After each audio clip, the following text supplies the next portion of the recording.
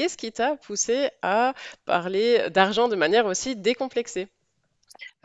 C'était un cheminement personnel parce que moi, c'est un sujet sur lequel j'ai beaucoup travaillé parce qu'il a été problématique dans ma vie.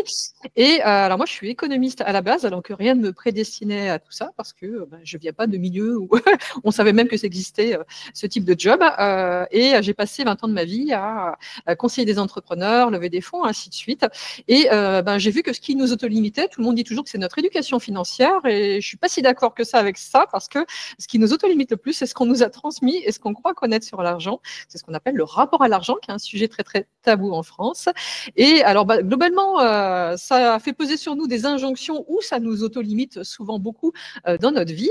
Mais c'est encore plus le cas chez les femmes. C'est pour ça que j'ai créé Frico Féminin, puisque les femmes n'ont eu le droit en France de disposer, de gérer leur argent librement qu'à partir de 65, ce qui, moi, correspond à la génération de ma mère.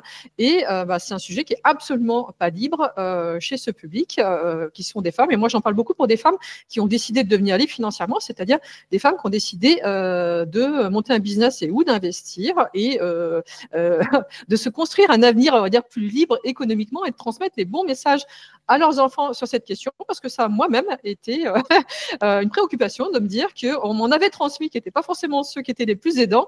Et moi, j'avais décidé de faire différemment, notamment pour ma fille.